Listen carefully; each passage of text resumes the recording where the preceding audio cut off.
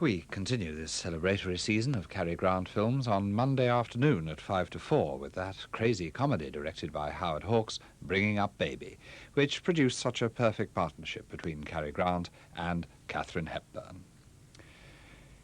And in 5 minutes, we continue Jan Troell's powerful film epic, which started with The Immigrants this afternoon on 2. The New Land, the hostile environment of North America in the mid-19th century, is where the group of Swedish farmers struggled to settle. But first on 2, the news with Jan Leeming.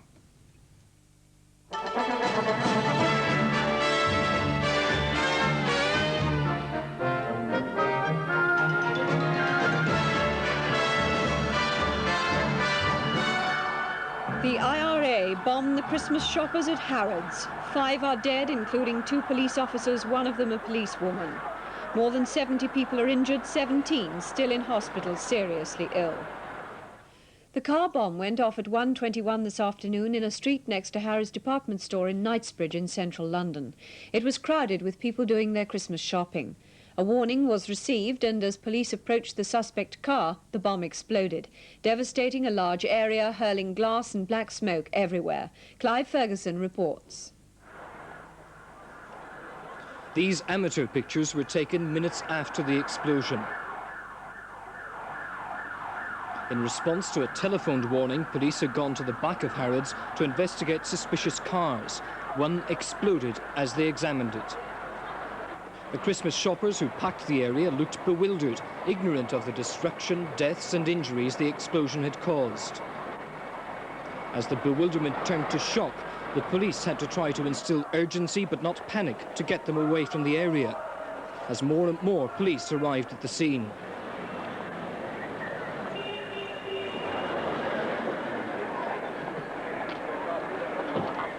As the streets were cleared, many of the less seriously injured were given on-the-spot treatment by police, as yet other emergency services arrived to help the more seriously hurt.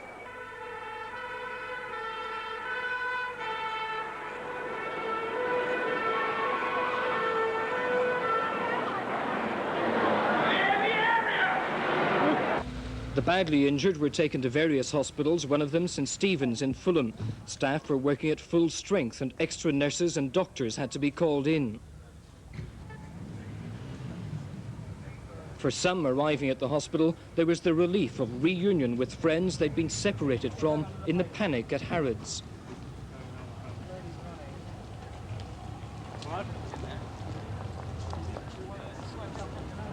Tonight, the Metropolitan Police Commissioner gave details of the bomb warning, a warning designed, he said, to mislead, not help police clear the area. Not yet been finally checked. I think it's very evident that this message was so framed that it would dissipate police resources, you know, mentioning Oxford Street and other premises, and this really is quite a usual tactic of the IRA to make the response of the police a diffuse one, a number of locations, at only one of which there might be a bomb. That is not unknown in the past. A short time later, Mrs Thatcher arrived at Scotland Yard. She'd been fully briefed on the day's events, then gave her view of what had happened. I think this is even worse than everything one knew previously. It is really wicked.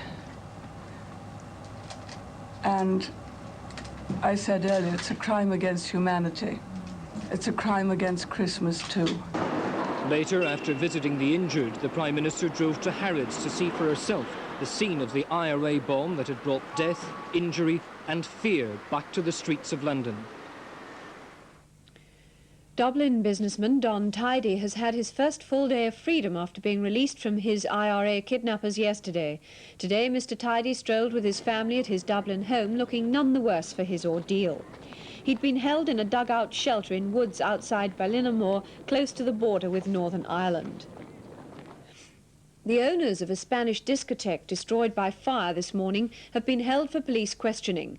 79 people died in the fire at the Madrid club, most of them in their teens or 20s. According to survivors, a number of exits were blocked and some fire extinguishers were not working. It's thought the fire might have been caused by an electrical fault. Toxic fumes filled the building and many people suffocated. Others were trampled underfoot in the rush to escape. Steve Cram, the world 1500-metre champion, has rounded off a year of success with a wedding. He's married a physical education teacher he's known since they were children in Jarrow on Tyneside.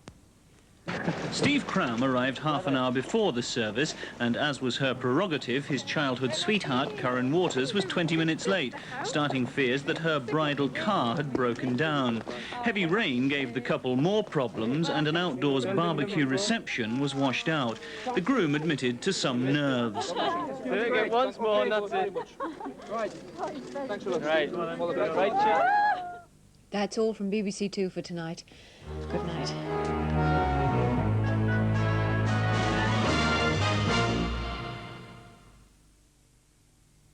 And here's the weather. Tonight, rain over northern and eastern areas will clear from most places, but there will be some fog and perhaps a touch of frost. In the south, a few showers will continue, mainly near coasts.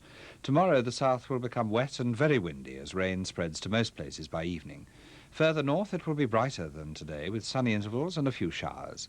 There will still be some rain left over northern Scotland, but much of the mainland should brighten up later.